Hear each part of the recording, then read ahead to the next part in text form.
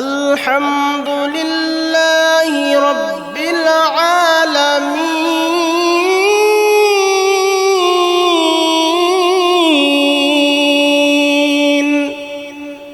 সমস্ত প্রশংসা আল্লাহর জন্য।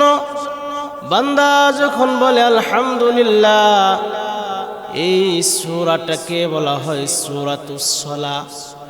আমরা নামাজের প্রতি রাকাতেই সূরাতুল ফাতিহা পড়ে থাকি।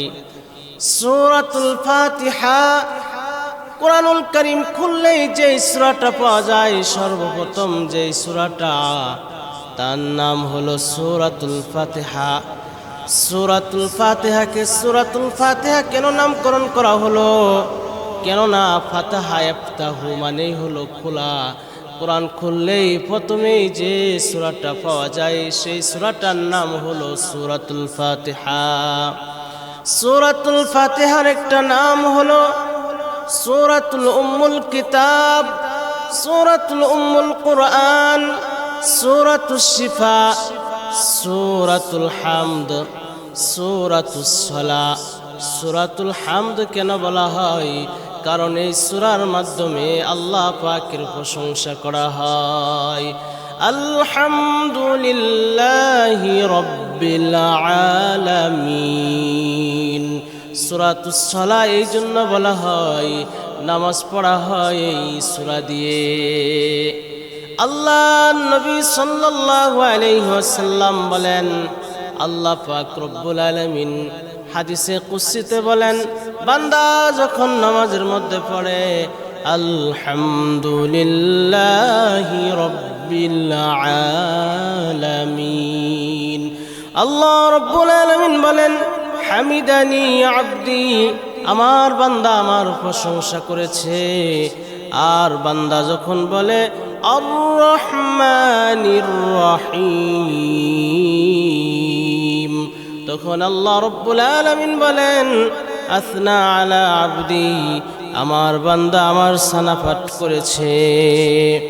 আসনা আলাইয়া আবদি, আমার বান্দা আমার সানাপাট করেছে। যখন বান্দা বলে মালিকি ইয়াউমিদ্দিন, যিনি বিচার দিবসের মালিক আল্লাহ রব্বুল আলামিন, তখন বলেন মাজ্জাদানি আবদি, আমার বান্দা আমার বরত্ব প্রকাশ করেছে। বান্দা যখন পড়ে ইয়্যাকা না'বুদু ওয়া ইয়্যাকা নাস্তাঈন, আমরা তোমারই ইবাদত করি, তোমার কাছে সাহায্য প্রার্থনা করি। ইয়্যাকা না'বুদু, আমরা তোমারই ইবাদত করি, অর্থাৎ আমরা তোমারই গোলামি করি। আমরা হইলাম গোলাম আর তুমি হইলা আমাদের মনিব, আমরা হইলাম আবেদ আর তুমি হইলা আমাদের মাবুদ। আমরা সাহায্য প্রার্থনাকারী আর তুমি সাহায্য দানকারী।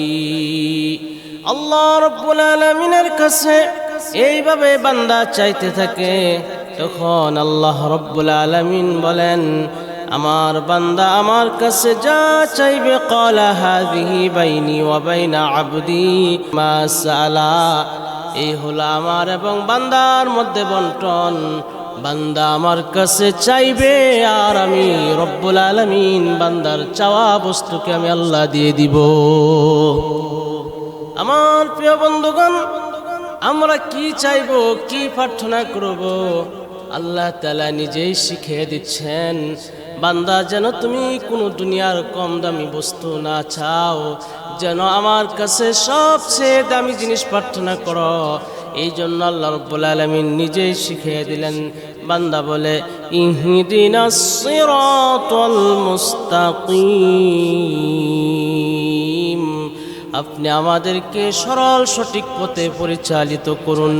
সিরাতাল্লাযীনা আন'আমতা আলাইহিম, ওই পথ যাদেরকে আপনি পুরস্কৃত করেছেন।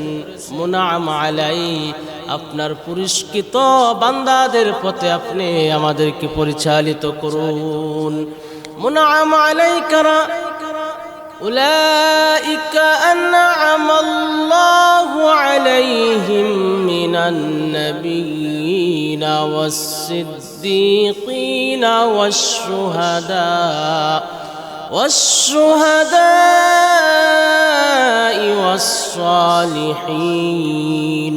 আল্লাহর কাছে দোয়া করতে থাকি রব্বুল আলামিন আপনি সরল সঠিক পথে পরিচালিত করুন আপনার পুরস্কার প্রাপ্ত বান্দাদের পথে পরিচালিত করুন আপনার পেয়ারা বান্দাদের পথে আমাদেরকে আপনি চালান এইভাবে বান্দা আল্লাহর কাছে ফরিয়াদ করতে থাকে আপনার পুরস্কৃত বান্দাদের পথে আপনি আমাদেরকে চালান গায়রিল মাগদুবি আলাইহিম ওয়ালাদ-দাল্লিন ওই পথ নয় যেটা মাগদুবদের পথ দল্লিনদের পথ অর্থাৎ ইহুদি এবং খ্রিস্টানদের পথে আপনি আমাদেরকে পরিচালিত করেন না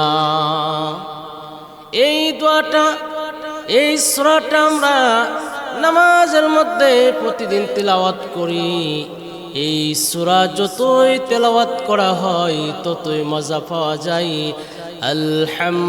আলহামদুলিল্লাহি রাব্বিল আলামিন সমস্ত প্রশংসা আল্লাহর জন্য যত প্রশংসা হইতে পারে সমস্ত প্রশংসা একমাত্র মহান আল্লাহর জন্য যিনি জগৎ সমূহের রব আর রহমানির রহিম যিনি পরম করুণাময় অসীম দয়ালু মালিকি ইয়াউমিদ্দিন যিনি বিচার দিবসের মালিক ইয়্যাকা না'বুদু ওয়া ইয়্যাকা নাস্তাঈন আমরা তোমার ইবাদত করি তোমার কাছে সাহায্য প্রার্থনা করি ইহদিনাস সিরাতাল মুস্তাকিম অতএব তুমি আমাদেরকে সিরাতে মুস্তাকিমে পরিচালিত করো